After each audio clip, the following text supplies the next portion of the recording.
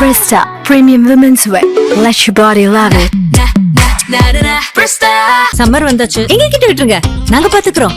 GT Holidays, South India's #1 travel brand. Chennai ஹீட்டா escape பண்ணுங்க. சன்னை விட ஃபன் அதிகம். விஜிபி யுனிவர்சல் கிங்டம்க்கு வாங்க, ஃபன் பண்ணிட்டு போங்க.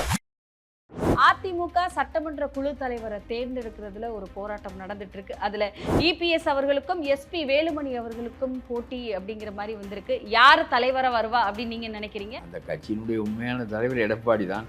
எடப்பாடி நிறுத்தித்தான் இவர்களெல்லாம் தேர்தலில் நின்றார்கள். எடப்பாடியோடு 23-24 பேர் இருக்கிறார்கள். ஆனால் மற்றவர்களெல்லாம் அங்கே போகிறார்கள். போகின்ற மணியில் 4-3 பேருக்கு தான் மந்திரி பதவி கிடைக்கும். எல்லாருக்கும் கிடைக்காது. எந்த திமுகவை நாங்கள் எதிர்த்தோமோ அந்த திமுகவினுடைய ஆதரவோடு அனைத்து இந்திய அண்ணா திராவிட முன்னேற்ற கழகம் என்னை முதலமைச்சராக தேர்வு செய்ய ஒப்புக்கொண்டிருக்கிறார்கள். இவர்கள் போட வேண்டியதை போட்டால் குறைப்பதை நிறுத்திக் கொள்வார்கள்.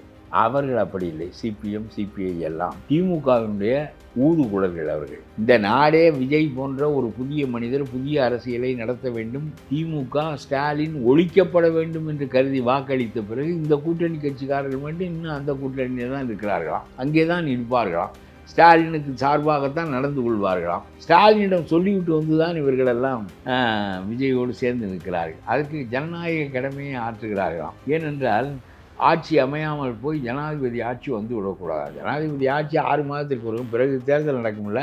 என்ன இது 6 ஆண்டுகளுக்காக ஜனாதிபதி ஆட்சி நடக்க போகிறது, கவர்னர் ஆட்சி. இந்த 4 மாதம் 6 மாதத்திற்குள் விஜய் வில் பி எக்ஸ்போஸ்டு.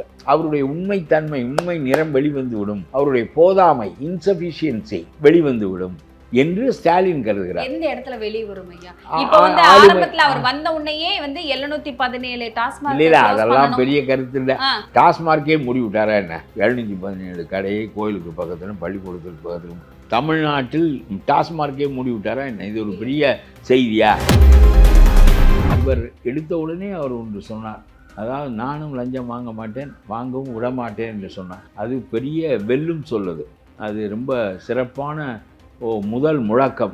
அதுதான் இவருடைய ஆட்சியின் போக்கு என்றால் இவரை அசைக்கவே முடியாது. மக்கள் அதைத்தான் விரும்புகிறார்கள். லஞ்சத்தால் ஊழலால் அவர்கள் ரொம்ப நொந்து போயிருக்கிறார்கள். அதிகார மையங்கள் பல இல்லை, நான் ஒருவன் தான் என்று சொல்லியிருக்கிறார். இவர் அந்த அதிகார மையத்தை வைத்து எல்லாரையும் கட்டுப்படுத்தி இவர்களை எல்லாம் தம்ப விடாமல் இந்த காரியங்களை செய்ய முடியும் என்றால் இது புது வகையான ஆட்சியாக இருக்கும். இது நீடித்து நிற்கக்கூடிய ஆட்சியாக இருக்கும். எவ்வளவு இவரால் செய்ய முடியும் என்று எனக்கு தெரியாது.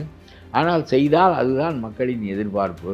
இது தமிழ்நாட்டின் போக்கில் ஏற்பட்டிருக்கின்ற மாபெரும் தலைகீழ் மாற்றம். வாங்க எல்லாருமா சேர்ந்து ஒரு ஃப்ரெஷ் கவர்னன்ஸ், ஒரு நியூ கவர்னன்ஸ் ஒன்று கொடுப்போம். வேலுமணியை போல ஏற்கனவே குற்ற வழக்குகளில் தொடர்புடைய ஏராளமான குற்ற வழக்குகளில் சிக்கி கொண்டிருக்கிற, அந்த வழக்குகள் இன்னும் ஒரு முடிவுக்கு வராத நிலையில் இருக்கின்ற அவரை மந்திரியாக ஆக்குவதன் மூலம் விஜயினுடைய ஊழலற்ற அரசு என்கின்ற நோக்கம் முதலில் முடியும். அவர்களின் மீது உள்ள வழக்குகளை அழுத்தி கொள்ள வேண்டிய கட்டாயம் ஏற்பட்டால் இது ஸ்டாலின் செய்ததற்கும் இவர் செய்வதற்கும் வேறுபாடு இல்லாமல் போய்விடும். விஜயிடம் கொண்டு போய் ஆட்சியை திணித்து விட்டார்கள். விஜய் இதை போராடி வென்று பெற்ற ஆட்சி இல்லை, அவர் மீது திணிக்கப்பட்ட ஆட்சி. It has been thrust upon him. இது என்ன 28 பேருக்கு சீமான் வீட்டுக்கு போவதும் இந்த சண்முகம் வீட்டுக்கு போவதும் இதெல்லாம் என்ன வகையில் சேர்ந்தது என்று எனக்கு புரியவில்லை. கலாட்டா வாய்ஸ் நேயர்களுக்கு வணக்கம். இன்னைக்கு நம்ம யாரை சந்திச்சு பேச போறோம்னா, தமிழ்நாடு தன்னுரிமை கழகத்தோட தலைவர் திரு பழ கருப்பையா அவர்களை சந்திச்சு நிறைய விஷயங்கள் கேட்டு தெரிஞ்சுக்கலாம். வாங்க. வணக்கம் ஐயா. ஸோ ஒரே அரசியல் களம், ஒரே வந்து பயங்கரமான களமாக இருக்குது. ஆளுக்கு ஒரு கருத்துக்களை முன் வச்சுட்டு இருக்காங்க. இதுக்கு நடுவில் இன்னைக்கு வந்து அப்டேட் என்னன்னா, அதிமுக சட்டமன்ற குழு தலைவரை தேர்ந்தெடுக்கிறதுல ஒரு போராட்டம் நடந்துட்டு இருக்கு. அதில் இபிஎஸ் அவர்களுக்கும் எஸ்பி வேலுமணி அவர்களுக்கும் போட்டி அப்படிங்கிற மாதிரி வந்திருக்கு. யார் தலைவராக வருவா அப்படின்னு நீங்கள் நினைக்கிறீங்க? யார் தலைவராக இருந்தால் சிறப்பாக இருக்கும்? அந்த கட்சியினுடைய உண்மையான தலைவர் எடப்பாடி தான். எடப்பாடி நிறுத்தித்தான் இவர்களெல்லாம் தேர்தலில் நின்றார்கள். அது கட்சி அவரோடு தான் இருக்கிறது என்று சொல்கிறார்கள். இன்றைக்கு முழுவதும் எடப்பாடியினுடைய வீட்டை சுற்றி பெருங்கூட்டம் ஊழியர்கள். ஆகவே ஊழியர்களுடைய மனநிலை ஒன்று, சட்டமன்ற உறுப்பினர்களின் மனநிலை ஒன்று. அவர்கள் என்றைக்கும் ஊழியர்களாகவே தொண்டர்களாகவே இருப்பதற்கு பிறந்தவர்கள். இவர்கள் மந்திரிகளாக ஒரு முறை இருந்து விட்டால் பிறகு மந்திரியாக இல்லாமல் இருக்க முடியாது என்ற நிலைக்கு வந்து விடுகிறார்கள். அவங்க சுயநிலைவை அப்படித்தான் யோசிக்கிறார்கள். இல்லாவிட்டால் கட்சி ஒன்றாக சேர்ந்து ஒரு முடிவெடுத்து தோற்றிருக்கிறோம், தோற்றதற்கு எல்லாரும் பொருள். என்னுடைய கருத்து பிஜேபியோடு சேர்ந்ததினால் அந்த கட்சி அடிவாங்க வேண்டிய நிலை ஏற்பட்டது. பிஜேபி தமிழ்நாட்டில் முற்றாக தொலைத்து எரியப்பட்டு விட்டது. ஒரு இடம்தான் வெற்றி பெற்றிருக்கிறார்கள். பெரும் பெரும் தலைவர்கள், மந்திரிகளாக இருந்தவர்கள், கவர்னர்களாக இருந்தவர்களெல்லாம் தோல்வி அடைந்திருக்கிறார்கள். ஆகவே அந்த கட்சி இங்கே ஊன்றுவதற்கான மண் இது இல்லை. எப்படி பருத்தி கரிசல் மண்ணில் தான் விளையுமோ, நெல் கழனியில் தான் விளையுமோ, அது மாதிரி ஒவ்வொன்றுக்கும் ஒரு மண் இருக்கிறது. கோதுமை வடநாட்டில் தான் விளையும், அரிசி தென்னாட்டில் தான் விளையும். அதுபோல் யார் எங்கே இருக்கணுமோ அவங்க அங்கே தான் இருக்காங்க. அங்கே அதனாலே இவர்கள் மந்திரிகளாக இருந்தவர்கள் மந்திரிகளாக இல்லாமல் இருக்க முடியவில்லை. தொண்டர்கள் காலமெல்லாம் தொண்டர்களாகத்தான் இருக்கிறார்கள். ஆக இதை ஊழியர்கள் வரவேற்கவில்லை. அவர்கள் ஏற்றுக்கொள்கிறார்கள், தோல்வி நிகழ்ந்து விட்டது, இனிமேல் மீண்டும் நாம் எழுந்திருப்போம் என்று கருதுகிறார்கள். ஆனால் இவர்கள் 5 ஆண்டுகளாக மந்திரியாக இல்லாமல் இருந்து விட்டோம், இனி எப்படி மந்திரியாவது என்று சிந்திக்கிறார்கள். சரி, ஆளுங்கட்சிக்கு எண்ணிக்கை தேவைப்படுகிறது என்ற நிலையை பயன்படுத்தி கொண்டு நாமும் சில மந்திரிகளை பெற வேண்டும் என்று அவர்கள் கருதுகிறார்கள். அவர்களிடம் தூது விடுகிறார்கள். நான் கேட்கிறேன், இந்த 5 பேர் அது மீதி பேருக்கு பணங்களை பட்டுவாடா இவர்களே பண்ணிக்கொள்வார்கள், அல்லது அவர்களுடைய கட்சியில் நம்முடைய மார்ட்டின் போன்றவர்களுடைய மனைவியெல்லாம் இருக்கிறார்களே, அவர்களெல்லாம் வழங்குவார்கள். ஆக தமிழ்நாடு இன்றைக்கு யார் கையில் இருக்கிறது என்றால் என்னுடைய கருத்து லாட்ரி மார்ட்டின் கையில் தான் இருக்கிறது. அவருடைய மருமகன் ஒரு மந்திரி, அவர் ஒரு மந்திரி, அவருடைய மனைவி ஏடிஎம்கே எம்எல்ஏ, அவரும் மந்திரியாக ஆகிறாரா என்று எனக்கு தெரியவில்லை, இந்த கூட்டத்தோடு இருக்கிறாரா என்று எனக்கு தெரியவில்லை. ஆக இந்த தொண்டர்கள் ஒரு பக்கமாக எடப்பாடியோடு 23-24 பேர் இருக்கிறார்கள். ஆனால் மற்றவர்களெல்லாம் அங்கே போகிறார்கள். போகின்றவனில் 4-3 பேருக்கு தான் மந்திரி பதவி கிடைக்கும், எல்லாருக்கும் கிடைக்காது. ஆனாலும் கூட ஆளுங்கட்சி நம்முடைய ஆட்கள் மந்திரிகளாக இருக்கிறார்கள், சில சலுகைகளை பெற முடியும் என்று அவர்கள் கருதக்கூடும். ஆனால் நான் சொல்லுகிறேன், வேலுச்சாமி தலைவர், அவர் நாளைக்கு ஆதரிக்க போகிறார். ஆதரித்தால் பதவி நிற்குமா நிற்காதா, கொறடா நம்முடைய பழனிசாமியினுடைய கொறடா என்ன கட்டளை போடுகிறார், அந்த கட்டளை அவர்களும் ஒரு கொறாவை தேர்ந்தெடுத்து வைப்பார்கள். தலைவரை யாருன்னு ஆல்ரெடி அதிமுக 2ஆ தான் உடைஞ்சு. அதனாலே பெரும்பாலும் ஆளுங்கட்சியான விஜய் கட்சி வேலுமணியை தான் ஆதரிக்கும் என்று நான் கருதுகிறேன். ஏனென்றால் அவர்கள் வாக்களிப்பதாக சொல்லியிருக்கிறார்கள். அவர்களுடைய வாக்கு அவருக்கு தேவைப்படுகிறது. எடப்பாடி எதிர்த்து தான் வாக்களிப்போம் என்று சொன்ன பிறகு எது சரியான குழு என்றால் வேலுமணியினுடைய குழு தான் என்று தான் அந்த சபாநாயகர் முடிவெடுப்பார். அதாவது ஒவ்வொரு கட்சிக்கும் தன்னுடைய நலன் என்று ஒன்று இருக்கிறது. அந்த நலனுடைய அடிப்படையிலே தான் அவர்கள் முடிவு செய்வார்கள். ஆகவே நியாயம் என்பது ஒரு பக்கம், எடப்பாடி தான் தலைவர், பொதுச் செயலாளர், அவர் கையெழுத்து போட்ட சின்னத்தில் தான் இவர்களெல்லாம் நின்று வெற்றி பெற்றார்கள் என்றாலும் கூட இன்றைக்கு அவர்களுக்கு எண்ணிக்கை தேவையாக இருக்கிறது. இந்த 10 பேரை விட இவர்கள் தேவையில்லை என்று கருதக்கூடும். இவர்கள் போட வேண்டியதை போட்டால் குறைப்பதை நிறுத்தி கொள்வார்கள். அவர்கள் அப்படி இல்லை. சிபிஎம் சிபிஐ எல்லாம் திமுகவினுடைய ஊதுகுழல்கள். அவர்கள் இவருக்கு ஆதரவு கொடுக்கின்ற போதும் நாங்கள் திமுக அணியிலே தான் இருக்கின்றோம் என்று விடாமல் சொல்லுகிறவர்கள். நான் கேட்கிறேன், இந்த நாடே விஜய் போன்ற ஒரு புதிய மனிதர் புதிய அரசியலை நடத்த வேண்டும், திமுக ஸ்டாலின் ஒழிக்கப்பட வேண்டும் என்று கருதி வாக்களித்த பிறகு இந்த கூட்டணி கட்சிக்காரர்கள் மட்டும் இன்னும் அந்த கூட்டணியில் தான் இருக்கிறார்களாம், அங்கே தான் இருப்பார்களாம், ஸ்டாலினுக்கு சார்பாகத்தான் நடந்து கொள்வார்களாம். அவரே சொல்லித்தான் இவர்கள் இங்கே ஆதரிக்கிறார்கள். இந்த 10 பேரும் இப்பொழுது ஸ்டாலின் சொல்லித்தான் ஸ்டாலினுடைய கூட்டணி கட்சிக்காரர்கள் விஜயை ஆதரிக்கிறார்கள். ஸ்டாலின் சொல்லாமல் ஆதரிக்கவில்லை. ஸ்டாலினிடம் சொல்லிவிட்டு வந்துதான் இவர்களெல்லாம் விஜயோடு சேர்ந்து நிற்கிறார்கள். அதற்கு ஜனநாயக கடமையை ஆற்றுகிறார்களாம். ஏனென்றால் ஆட்சி அமையாமல் போய் ஜனாதிபதி ஆட்சி வந்து விடக்கூடாது. ஜனாதிபதி ஆட்சி 6 மாதத்திற்கு வரும், பிறகு தேர்தல் நடக்கும்ல. என்ன இது 6 ஆண்டுகளுக்காக ஜனாதிபதி ஆட்சி நடக்கப் போகிறது, கவர்னர் ஆட்சி. அதை தடுப்பதற்காக இவர்களெல்லாம் இப்படி விஜயை ஆதரிக்கிறார்களாம். ஸ்டாலின் சொல்லித்தான் ஆதரிக்கிறார்கள். ஏனென்றால் ஸ்டாலின் உடனடியாக தேர்தலை எதிர்கொள்ள அஞ்சுகிறார். மக்கள் கசப்பின் அடிப்படையில் நம்மை தூக்கி எறிந்திருக்கிறார்கள். உடனடியாக இன்னொரு தேர்தலை நாம் 6 மாதத்திற்குள் சந்தித்தால் அந்த கசப்பு மறுபடியும் தொடர்ந்து இருக்கும். விஜய் கூடுதலாக வெற்றி பெறுவதற்கு வாய்ப்பு ஏற்படும். ஆகவே விஜயை ஆட்சியில் உட்கார வைத்து நாரடித்து ஏதாவது ஒன்றிலே சிக்கும் உட்கார வைத்து எக்கசக்கா இருக்கு. அத்தகைய நிலைக்கு சூழலுக்கு விஜயை உள்ளாக்கி இந்த 10 பேரையும் இழுத்து விட்டால், விறகை இழுத்து விட்டால் கொதி அடங்கிவிடும். அவ்வளவு விவரம் இல்லாமல நம்ம முதல்வர் விஜய் சார் அவர்கள் இல்ல அதுதான் அவருக்கு வேற வழி இல்லை. ஒரு 6 மாதம் இருப்போமே அப்புறம் பார்த்து கொள்வோமே என்று அவர் நினைக்கலாம் தானே. 6 மாதம் இருப்போம், 8 மாதம் இருப்போம், 4 மாதம் இருப்போம், இருக்கின்ற வரையிலும் இருப்போம், இருந்த பிறகு மீண்டும் எனக்கு எண்ணிக்கை போதவில்லை என்று மக்களிடம் சொல்லி அதை பெறலாம் என்று அவர் நினைக்கிறார். இந்த 4 மாதம் 6 மாதத்திற்குள் விஜய் வில் பி எக்ஸ்போஸ்டு. அவருடைய உண்மைத்தன்மை, உண்மை நிறம் வெளிவந்துவிடும், அவருடைய போதாமை, இன்சஃபிஷியன்சி வெளிவந்துவிடும் என்று ஸ்டாலின் கருதுகிறார். எந்த இடத்துல வெளியே வரும் ஐயா? இப்போ வந்து ஆரம்பத்துல அவர் வந்த உடனேயே வந்து 717 டாஸ்மாக் இல்ல அதெல்லாம் பெரிய கருத்து இல்லை. டாஸ்மார்க்கே முடிவிட்டாரா என்ன? 717 கடையை கோயிலுக்கு பக்கத்திலும் பள்ளிக்கூடத்துக்கு பக்கத்திலும் தமிழ்நாட்டில் டாஸ்மார்க்கே முடிவிட்டாரா என்ன? இது ஒரு பெரிய செய்தியா? 700 தமிழ்நாடு முழுவதும் இருக்கின்ற கடைகளில் ஒரு 700 கடையை மூடிவிட்டால் இப்பொழுது தமிழ்நாடு இதிலிருந்து தப்பித்து விடுமா? போதையிலிருந்து தப்பித்து விடுமா? அது மூடுவதென்றால் டாஸ்மார்க் முழுவதையும் மூட வேண்டும். மூடினால் பெண்களுக்கு வாழ்வு வரும். அரசு கொடுக்கின்ற பணமெல்லாம் இவனிடம் டாஸ்மார்க்கில் வாங்கிய பணம் தானே. இவனுக்கு 1000, பொம்பளைகளுக்கு 1000, பேருந்தில் இலவசம், இதெல்லாம் எங்கிருந்து வந்த பணம்? இவர்களுடைய கணவன்மார்கள் டாஸ்மார்க்கில் சாயங்காலம் கொடுத்து விட்டு வருகின்ற பணம் அடுத்த நாள் காலையில் இவர்களுக்கு வந்து சேர்கிறது பெண்களுக்கு. ஆகவே இது அது கிடக்கட்டும். இப்பொழுது நான் என்ன சொல்கிறேன் என்றால், ஒரு 6 மாதம் இவரை ஆள விட்டு விட்டால் அவருடைய உண்மை நிறம் வெளிப்பட்டு விடும், இயலாமை போதாமை வெளிப்பட்டு விடும் என்று ஸ்டாலின் கருதுகிறார். அதனாலே ஒரு 10 பேரை கொடுத்து அண்டை கொடுக்க விடுகிறார். உடனடியாக தேர்தல் வந்து விட வேண்டாம், வந்தால் நாம் வெற்றி பெற மாட்டோம் என்று கருதுகிறார். இவருடைய இயலாமை அல்லது போதாமை வெளிப்பட்ட பிறகு நாம் தேர்தலை சந்தித்தால் வெற்றியாக அமையும் என்று அவர் கருதுகிறார். அது சரியா சரியில்லையா என்பது எனக்கு தெரியாது. ஸ்டாலின் என்பவர் முற்றாக தோற்கடிக்கப்பட்ட இந்த தேர்தல் ஏன் அதிமுக கவனிப்பாரற்று போய்விட்டது என்றால், நடந்த தேர்தல் நேரடியாக திமுகவுக்கும், திமுக அதிமுக இவர்கள் 3 பக்கம் இருந்தாலும் கூட இந்த ரெண்டும் ஏற்கனவே பழக்கப்பட்ட கட்சிகள். இது அல்லாமல் ஒரு புதிய கட்சியை, இந்த 2 கட்சிகளும் மாறி மாறி வருகின்ற கட்சிகள் தான், மூன்றாவதாக வேறொரு புதிய கட்சியை தேர்ந்தெடுப்போம் என்று மக்கள் வெறி கொண்டார்கள். என்னுடைய கருத்து இது இளைஞர்கள், சிறு வயது பெண்கள் இவர்களெல்லாம் ஆதரவாக நின்ற காரணத்தினாலே, பெருங்கூட்டமாக கூடிய காரணத்தினாலே இவர் வென்றார் என்பதெல்லாம் சரியான அரசியல் திறனாய்வு அல்ல. உண்மையிலேயே மக்கள் பெருவாரியாக வாக்களித்தார்கள். எல்லா இடங்களிலும் அதிமுகவை 3வது இடத்திற்கு தள்ளி, திமுகவை 2வது இடத்திற்கு தள்ளி, பல இடங்களில் திமுகவையே 3வது இடத்திற்கு தள்ளி இப்படி படுமோசமாக இவர்களை தோற்கடித்ததற்கு மிகப்பெரிய காரணம் ஒரு புதிய மாற்றம் ஒன்று வரட்டுமே. ஒரு புதிய மனிதர் அவருக்கு ஆள தெரிகிறது, தெரியவில்லை, பிறகு பார்ப்போம், முதலில் அவரை அமர வைத்து பார்ப்போம் என்று மக்கள் பணத்தின் செல்வாக்கு இல்லாமல் நடந்த தேர்தல் எனக்கு தெரியது தான். ஒருவன் விஜய் கட்சியிலிருந்து எவனுக்கும் காலனா கொடுக்கவில்லை. அவனவன் நின்று விட்டு படுத்து கொண்டான். இவனை வெற்றி பெற வச்சு தூக்கி கொண்டு வந்து சட்டமன்றத்தில் உட்கார வைத்திருக்கிறார்கள் மக்கள்.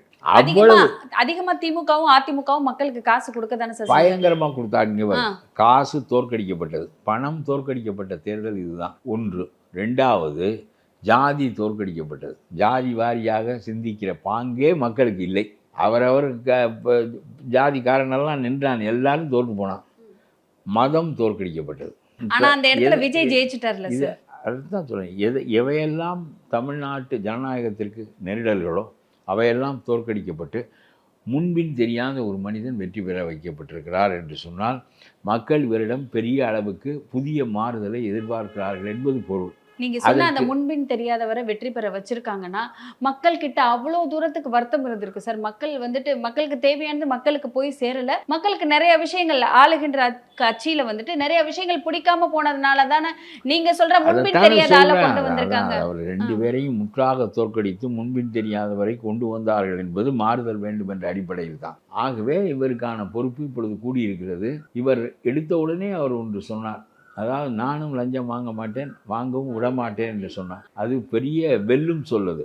அது ரொம்ப சிறப்பான முதல் முழக்கம். அதுதான் இவருடைய ஆட்சியின் போக்கு என்றால் இவரை அசைக்கவே முடியாது. மக்கள் அதைத்தான் விரும்புகிறார்கள். லஞ்சத்தால் ஊழலால் அவர்கள் ரொம்ப நொந்து போயிருக்கிறார்கள். ஆகவே இதை சாதிக்க இவருக்கு பெரும்பான்மை இருந்தாலே முடியுமா என்று தெரியும். ஏன்னா இவருடைய கட்சியிலே வேட்பாளராக நிற்கின்றவனெல்லாம் கிரிமினல் குற்றங்கள் செய்தவனெல்லாம் அதற்குள்ளே எம்எல்ஏயாக வந்து விட்டான். இவர்களெல்லாம் வைத்துக்கொண்டு அவர் என்ன செய்ய முடியும் என்பது ஒரு பக்கம் இருக்கட்டும். இவர் அதிகார மையங்கள் பல இல்லை, நான் ஒருவன் தான் என்று சொல்லியிருக்கிறார். இவர் அந்த அதிகார மையத்தை வைத்து எல்லாரையும் கட்டுப்படுத்தி இவர்களெல்லாம் தம்ப விடாமல் இந்த காரியங்களை செய்ய முடியும் என்றால் இது புது வகையான ஆட்சியாக இருக்கும். இது நீடித்து நிற்கக்கூடிய ஆட்சியாக இருக்கும். எவ்வளவு இவரால் செய்ய முடியும் என்று எனக்கு தெரியாது. ஆனால் செய்தால் அதுதான் மக்களின் எதிர்பார்ப்பு. இது தமிழ்நாட்டின் போக்கில் ஏற்பட்டிருக்கின்ற மாபெரும் தலைகீழ் மாற்றம். நேத்து எல்லா தலைவர்களையும் போய் பார்த்தாரு முதல்வர் ஸ்டாலின் இல்ல, அவர்கள். அதெல்லாம் பேர் EPS அவர்களை வந்துட்டு புறக்கணிச்சிட்டாரு அப்படிங்கிற அது ஒரு எனக்கு பேச்சு தெரியாது. போயிட்டு இருக்கு. அதில் யாரை பார்க்கிறார் பார்க்கவில்லை என்பதெல்லாம் இங்கே எனக்கு பெரிதாக தெரியவில்லை. சண்முகத்தை போய் பார்க்க போகிறார். சண்முகம் அதிமுகவினுடைய பிளவுபடுத்துகின்ற சக்தி. ரெண்டாவது, அவருக்கு அந்த அதிகாரம் இல்லை. பொதுச் செயலாளர் நான் சொல்லுகின்றபடி தான் கூட்டணி அமைய முடியும். இவர்களாக விஜய்க்கு வாக்களிக்கிறேன் என்று சொல்வது கட்சியினுடைய முடிவுக்கு மாறானது என்று எடப்பாடி சொல்லும்போது, இவர்கள் ஒரு 20-24 பேர், அது கட்சி தாவல் தடை சட்டத்தின் கீழே வரும். 32 பேர் இவர்களுக்கு இருக்க வேண்டும். 32 பேர் 2/3 பங்கு இருக்க வேண்டும். 32 பேர் அல்லாமல் கட்சியினுடைய பொதுச் செயலாளர் கட்சி விதித்த கட்டளைக்கு மாறாக இவர்கள் நடப்பார்களே ஆனால் பதவி இழக்கக்கூடிய நிலை ஏற்படும். இதெல்லாம் இந்த சபாநாயகர்கள் என்ன செய்கிறார்கள் என்பதையும் பொறுத்தது. இந்த சபாநாயகர்கள் நமக்கு இன்றைக்கு வாக்கு தேவை இருக்கிறது. நாம் இந்த 10 பேர் இவர்களை நம்பியே இருந்தால் என்றால் ஒரு நாள் கவிழ்த்து விடுவார்கள். ஆகவே இவர்களுக்கு என்ன, இவர்களுடைய தேவையை நிறைவேற்றி விட்டால் போதும், இவன் காலடியிலே கிடப்பான். அவன் 1000 சட்டம் பேசுவான். இன்னும் திமுக கூட்டணியில் இருக்கிறேன் என்று சொல்லுகிறவன். இவன் அப்படி இல்லை. இவர்களை 4-5 பேர் மந்திரியாக ஆக்க வேண்டும். இதில் ஒரு ஃபஸ்ட்டு காம்ப்ரமைஸ் என்ன செய்ய போகிறார் என்றால், வேலுமணியைப் போல ஏற்கனவே குற்ற வழக்குகளில் தொடர்புடைய ஏராளமான குற்ற வழக்குகளில் சிக்கி கொண்டிருக்கிற, அந்த வழக்குகள் இன்னும் ஒரு முடிவுக்கு வராத நிலையில் இருக்கின்ற அவரை மந்திரியாக ஆக்குவதன் மூலம் விஜயினுடைய ஊழலற்ற அரசு என்கின்ற நோக்கம் முதலில் முடியும். வேலுமணியின் மீது வழக்குகள் இருக்கின்றன, லஞ்ச ஊழல் வழக்குகள் இருக்கின்றன, தள்ளி கொடுத்து கொண்டே வருகிறார். இப்பொழுது இவர் ஒரு மாற்று அமைப்பை ஏற்படுத்தி இவர் போய் விஜய்க்கு வாக்களிப்பதன் மூலம் அவர் மந்திரியாக ஆவது என்கின்ற நிபந்தனையின் பேரில் தான் வாக்களிக்கிறார்கள் சண்முகம் அவர்களெல்லாம். அவர்களின் மீது உள்ள வழக்குகளை அழுத்தி கொள்ள வேண்டிய கட்டாயம் ஏற்பட்டால் இது ஸ்டாலின் செய்ததற்கும் இவர் செய்வதற்கும் வேறுபாடு இல்லாமல் போய்விடும். ஸ்டாலின் அதுதானே செய்தார். செந்தில் பாலாஜி மீது உள்ள வழக்குகளை அமைக்கினார். KN நேருவின் மீது வழக்கு தொடு என்று அமலாக்கத்துறை சொன்னபோது, உயர்நீதிமன்றமே கட்டளை இட்ட போது அதை மீறினார் ஸ்டாலின். அப்புறம் மீண்டும் அது நீதிமன்ற அவமதிப்பு என்று சொன்னபோது சுப்ரீம் கோர்ட்டுக்கு போய்விட்டேன் என்று ஓடி போனார். இப்படி கடைசி வரையிலும் எல்லா ஊழல்களும் செய்த KN நேருவை, செந்தில் பாலாஜியை சிறையிலேயே அவர் மந்திரியாக ஆக்கினார். சட்டங்களுக்கு மேலானவர்கள் நாங்கள் தான் சட்டம் என்று ஸ்டாலின் பேசினார். இப்பொழுது வேலுமணியை அவர் ஆக்குவதன் மூலம் வேலுமணியினுடைய வழக்குகளை நடத்துவார்களா இல்லை அமுக்கி விடுவார்களா? அது அவருடைய ஆதரவில் தானே இவர் நாளைக்கு நம்பிக்கை.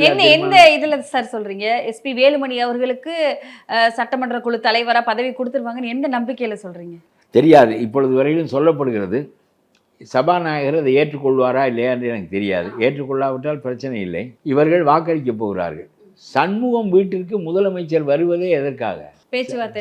சண்முகம் செம்மாந்த தலைவர் என்பதற்காகவா? அவர் நம்முடைய கட்சியை ஆதரிக்கிறேன் என்று சொல்கிறார். பல பேர் மேய்த்து கொண்டு வருகிறேன் என்று சொல்கிறார். அவர்களுக்கு கொடுக்க வேண்டியது வாங்க வேண்டியதெல்லாம் நான் பார்த்துக் கொள்கிறேன், எங்களுக்கு மந்திரி பதவி கொடுத்தால் போதும் என்று சொல்கிறார். பிறகு இந்த மந்திரி பதவியை அதிமுகவில் இதற்கு முன்னால் இவர்கள் எதற்கு பயன்படுத்தினார்களோ அதற்குத்தான் விஜய் கட்சியிலும் பயன்படுத்துவார்கள் என்பது கூட ஒரு பக்கம் இருக்கட்டும். அவர்களை கண்டித்து கட்டுப்படுத்தி வைத்துக் கொள்ளக்கூட விஜயால் முடியும் என்று ஒரு பக்கம் இருக்கட்டும். ஏற்கனவே வழக்குகளில் சிக்கியவர்களை எல்லாம் அவர்களுடைய வழக்குகள் எல்லாம் அழுத்தி வைக்க வேண்டிய நிலை ஏற்பட்டால் அது ஸ்டாலின் ஆட்சியை விட எந்த வகையில் வேறுபட்டதாக இருக்கும் என்று கேள்வி கேட்பாங்க சார். இந்த மாதிரி எல்லாம் நடந்தா எடுத்து சொல்ல மாதிரியான ஆட்கள் இருக்கும்போது மக்கள் கேள்வி கேட்பாங்க. இதுதானே இந்த ஆட்சியிலும் நடந்தது, அதைத்தானே நீங்களும் பண்றீங்க அப்படின்னு மக்கள் கேள்வி கேட்பாங்களே சார். ஆகவே இதுல ரொம்ப விழிப்போடு இருக்க வேண்டிய கட்டாயம். 10 பேர் நம்பத்தகாத மனிதர்கள். இந்த திமுகவினுடைய ஆட்கள் என்ன, இந்த மாட்டுக்கு சூடு போட்டது மாதிரி, அந்த மாடு உயிரோடு இருக்கிறதுலேருந்து சூடு போகாது. அதுக்கு விலாசம் போட்டிருப்பேன், பேனா அப்படின்னு போட்டிருப்பேன், இல்லை பானான்னு போட்டிருப்பேன். பானான்னா பள்ளியப்ப மாடுன்னு அர்த்தம். அவங்க விலாசத்தை மாட்டு மேலே சூட்டுக்கோள் போட்டு போட்டுருவேன். பிறகு மாட்டுக்கு சாகிறது வரையிலும் புதைக்கிறது வரையிலும் அந்த எழுத்து போகாது. இவரை ஒரு கட்சியை உழைத்து கொண்டு வரட்டும், ஒரு நியாயமான கட்சியை ஆட்சியை நான் ஆதரிப்பதற்காக வருகிறேன் என்று இவர் சொல்லுகிறார். இவர் கூட்டிக் கொண்டு வருகிற மனிதர்கள் எல்லாம் எத்தகைய மனிதர்கள், அவர்களுக்கு என்ன சலுகையை அவர்கள் எதிர்பார்த்து வருவார்கள், என்ன சலுகையை இவர் செய்வார்? வேலுமணியினுடைய முதல்ல அறியப்பட்ட வழக்குகளை சொல்கிறேன். வேலுமணியினுடைய வழக்குகள் அழுத்தி வைக்கப்படுமா? அவர் மந்திரியாக ஆக்கப்படுவாரா? இதைத்தானே ஸ்டாலின் செய்தார். அதை மீண்டும் செய்து நீங்கள் அந்த ஆதரவை பெறப்போகிறீர்களா என்ற கேள்வியை நான் முன்வைக்கிறேன். சசிகலாவிடமே இருந்தது என்றாலும் கூட சசிகலாவே என்ன விரும்புகிறார் என்றால், அதிமுக தோற்க வேண்டும். இவர் உண்டாக்கிய தலைவர் தான். ஆனாலும் கூட அவர் தலைவராக இருந்த காரணத்தினால தாக்கு பிடித்து இன்றைக்கு ஒரு 49 பேரை கொண்டு வந்திருக்கிறார். ஏற்கனவே ஒரு 70 பேரை கொண்டு வந்தார். முன்பின் அறிமுகமில்லாத தலைவர் என்பது போல அந்த கட்சி ஒன்றுமில்லாமல் போய்விடவில்லை. இந்த கட்சியை தாக்கு பிடித்து வைத்திருக்கிறார். ஆகவே இந்த கட்சியை ஓபிஎஸ் திமுகவிடம் விட்டிருப்பார். இது மாதிரியான தலைவர்கள் பூராவும் தாக்கு பிடிக்க முடியாது. ஆனால் இப்பவும் கூட இவ்வளவு பிளவுகளுக்கு பிறகு தோற்றதே ரொம்ப பெரிய வருத்தம். 49 பேரோடு போய்விட்டதே, ஆட்சிக்கு வருவோம் என்று கருதினார்களே. திமுகவுக்கு மாற்றாக அதிமுக எழுந்து வந்து விட்டது என்று கருதப்பட்ட நிலையில் 2 பேரும் வேண்டாம் என்று புதிய மனிதரை நோக்கி மக்கள், அவன் பணம் கொடுக்கவில்லை, காசு கொடுக்கவில்லை, அவன் குற்றவாளி பட்டியலில் இருந்தான், அதை நோக்கவில்லை, அவன் என்ன ஜாதி என்று கேட்கவில்லை, அவன் வீட்டிலே படுத்து கிடந்தான், இவர்கள் தேடி போய் விச சின்னத்தில் ஓட்டு போட்டு விட்டார்கள். இது மாதிரி ஒரு மாற்றத்தை மக்கள் செய்து நான் பார்த்ததே கிடையாது. இந்த நாட்டிலே வருவாய் ஏராளமாக இருக்கிறது. இவர்களெல்லாம் ஸ்டாலினுடைய குடும்ப சொத்து. ஏற்கனவே ஆண்ட பல ஆட்சியாளர்களின் குடும்ப சொத்துக்களெல்லாம் மலையை உடைத்து, கல்குவாரிகளை உருவாக்கி, காட்டை அழித்து, ஆற்று மணலை சுரண்டி இப்படி வந்த பணம் தான். இயற்கை வளங்களை, தமிழ்நாட்டினுடைய வளங்களை சுரண்டி இவர்கள் துபாயிலெல்லாம் கொண்டு போய் பணம் சேர்த்து விட்டு வந்தார்கள். இதுதான் அரசியல் என்று சொன்னார்கள். உனக்கு கோடை செலவுக்கு அரசாங்க பணம் 5,000 தருகிறேன், பிறகு நான் ஓட்டு போடுவதற்கு 5,000 தருகிறேன். 5 ஓட்டு உடைய வீட்டில் இருந்தால் 25,000 கிடைக்கும். எதற்கு கவலைப்படுகிறார்? 8,000 கூப்பன் தருகிறேன் நான் ஆட்சிக்கு வந்தவுடன் தருவதற்கு. இதையெல்லாம் சொன்னால் போடுவான், எல்லாரும் இப்படித்தான் இருப்பான். ஆகவே வந்தது மிச்சம் என்று மக்கள் நினைப்பார்கள் என்று கருதினார்கள். இவருடைய மண்டையிலெல்லாம் புலரியிலெல்லாம் ஓங்கி அடிக்கப்பட்டு இவர்கள் மிகப்பெரிய சரிவுக்கும் வீழ்ச்சிக்கும் உள்ளாகி இருக்கிறார்கள். ஆகவே இந்த மாற்றத்தை, சரிவுக்கு என்ன காரணம்? அதான் மக்கள் பெரிய மாற்றத்தை விரும்பி விஜயிடம் கொண்டு போய் ஆட்சியை திணித்து விட்டார்கள். விஜய் இதை போராடி வென்று பெற்ற ஆட்சி இல்லை, அவர் மீது திணிக்கப்பட்ட ஆட்சி. It had been thrust upon him. நீயே ஆளு, நீயே இரு, நீயே செய், என்னென்னமோ செய்வதுன்னு சொல்கிறாய், செய். இலவசங்களெல்லாம் ஒரு பக்கம் கிடக்கட்டும், அவர் சொன்ன இலவசத்தை செய்தால் அரசு போண்டி ஆகிடும். எல்லா பெண்களும் தமிழ்நாடு முழுவதும் பேருந்துகளில் இலவசமாக போகலாம் என்ற ஒன்றை மட்டும் அவர் நிறைவேற்றினால் 19,000 பேருந்துகள், ஆண்கள் பாதி பெண்கள் பாதி, பெண்களுக்கு இலவசம். அப்போ 9,500 பேருந்துகளில் உள்ள பேருந்துகளுக்கு கட்டணம் கிடையாது. பெண்கள் பாதி ஏறுகிறார்கள், பாதி ஆண்கள் ஏறுகிறார்கள். 9,500 பேருந்துகளுக்கு கட்டணம் கிடையாது. அவங்க கன்னியாகுமரிக்கு போவார்கள், கும்பகோணத்துக்கு போவார்கள், கொடைக்கானலுக்கு போவார்கள், எங்கே வேண்டுமானாலும் போவார்கள், கட்டணம் கிடையாது. அப்புறம் கட்டணம் வராதென்றால் அடுத்த மாதம் டிரைவர் கண்டக்டருக்கு சம்பளம் கொடுக்க முடியாது. அதுக்கு பிறகு வண்டிக்கு தவணை கட்ட முடியாது, பராமரிப்பு செய்ய முடியாது. வண்டிக்கு தவணை கட்ட முடியாது என்றால் புதிதாக கடன் தர மாட்டான். கடன் கிடைக்காது என்றால் அசோக் லேலண்ட் கம்பெனிக்காரன் உங்களுக்கு பேருந்து விற்க மாட்டான், மூட வேண்டியதான். மக்கள் மறுபடியும் கட்டை வண்டிகளில் கொஞ்ச காலம் போக வேண்டிய நிலைமை ஏற்படும். ஏனென்றால் தனியார் பேருந்துகள் தன்னால் ஓய்ந்து விடும். இவர்கள் சும்மா காசு இல்லாமல் ஏற்றி கொண்டு போனால் தனியார் பேருந்துகள் போட்டி போட முடியாது. அங்கேயும் போய் காசு இல்லாமல் கேட்பான், முடியாது என்று சொன்னால் அவன் ஏற மாட்டான். அதனால இதெல்லாம் கற்பனைக்கு மிஞ்சிய வாக்குறுதிகள்.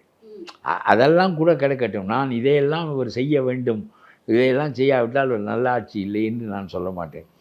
லஞ்சம் வாங்க மாட்டேன், வாங்க விட மாட்டேன். வாங்க மாட்டேன் என்பது எனக்கு புரிகிறது. உன்னை வசதி இருக்கிறது, நீ வாங்காமல் இருக்கலாம். ஆனால் வாங்கவும் விட மாட்டேன் என்று வாங்குவதையே கொள்கையாக கொண்ட பெரிய கூட்டத்தை கையில் வைத்து கொண்டு சொல்ல முடிகிறது என்றால் அது பாராட்டத்தக்கது. நான் அந்த அப்படி நினைக்கின்ற ஊக்கத்தை முறிக்க விரும்பவில்லை. செய்து பாருங்கள். செய்து நீங்கள் தோற்றால் கூட, ஆட்சியை இழந்தால் கூட பெருமிதம் என்று நான் சொல்கிறேன். ஆகவே எதற்காக நான் இதை சொல்கிறேன் என்றால், இதை அவர் செய்ய முடியும் என்று சொன்னால் நீடித்த காலம் ஆளலாம். உங்களிடம் இருக்கிற மனிதர்களெல்லாம் குறையான மனிதர்கள். நீங்கள் இன்றைக்கு சண்முகம் வீட்டுக்கு நீங்கள் போவது என்பது, காதர் மொய்தீன் வீட்டுக்கு போனீர்கள், அங்கே போனீர்கள், இங்கே போனீர்கள், அவர்களெல்லாம் ஆதரவு கொடுக்கிறார்கள், ஒரு கட்சி தலைவர்கள் என்ற முறையில் போனீர்கள். ஆதரவு கொடுக்குறவன் கொடுக்காதவன் எல்லார் வீட்டுக்கும் போனீர்கள். ஆனால் சிவி சண்முகம் வீட்டுக்கு போவதற்கு குறிப்பிட்ட காரணம் இருக்க வேண்டும். எடப்பாடி தான் தலைவர், அவரை பார்க்காதெல்லாம் எனக்கு முக்கியமில்லை. இது ஒரு பெரிய வெட்டி செலவு. 2 நாளாக இதே வேலையாக ஒவ்வொருத்தன் வீட்டுக்கும் போய் கொண்டு அங்கே கூட்டத்தை கூட்டி கொண்டு, இது தேவையில்லாத வேலை. என்ன மரியாதை இது? அந்த காலத்தில் அண்ணா ராஜாஜி மாதிரி மனிதர்களையும் காமராஜ் மாதிரி மனிதர்களையும் தோற்கடித்து விட்டு வந்திருக்கிறோம். உங்களுக்கு மேலானவன் இல்லை, நான் உங்களுக்கு இசைவானவன் தான் என்று காட்டுவதற்காக போனார். இது என்ன 28 பேருக்கு சீமான் வீட்டுக்கு போவதும் இந்த சண்முகம் வீட்டுக்கு போவதும் இதெல்லாம் என்ன வகையில் சேர்ந்தது என்று எனக்கு புரியவில்லை. ஒரு ஆதரவு தெரிவித்தவர்களிடம் போவது என்பதாவது ஒரு அவன் ஒன்று செய்கிறான், நமக்கு அவனுக்கு ஒரு மரியாதை செலுத்த நாம் போவோம் என்று சொல்வதில் பொருள் இருக்கிறது. கண்டவர்கள் வீட்டுக்கெல்லாம் போய்கொண்டு இந்த சண்முகம் வீட்டுக்கு நீங்கள் இன்றைக்கு போய்விட்டு வந்தால் பிறகு அந்த சண்முகம் அணியை நீங்கள் ஆதரிப்பீர்கள். ஏனென்றால் அவர்கள் தான் உங்களுக்கு வாக்களிப்பார்கள். இவர்கள் வாக்களிக்கக்கூடாது என்று சொல்கிறவர்கள் அவர்கள் வாக்களிக்கிறவர்கள், ஆகவே அதைத்தான் ஆதரிப்பீர்கள்.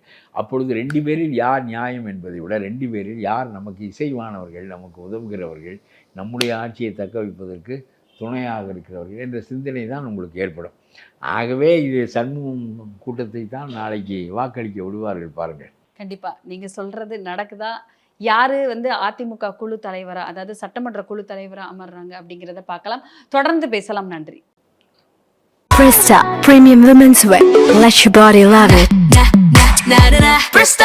சம்மர் வந்தாச்சு, எங்க கிட்ட விட்டுருங்க, நாங்க பாத்துக்கிறோம். GT Holidays, South India's #1 travel brand. Chennai ஹீட்டா எஸ்கேப் பண்ணுங்க. சன்னை விட ஃபன் அதிகம். விஜிபி யுனிவர்சல் கிங்டம்க்கு வாங்க, ஃபன் பண்ணிட்டு போங்க.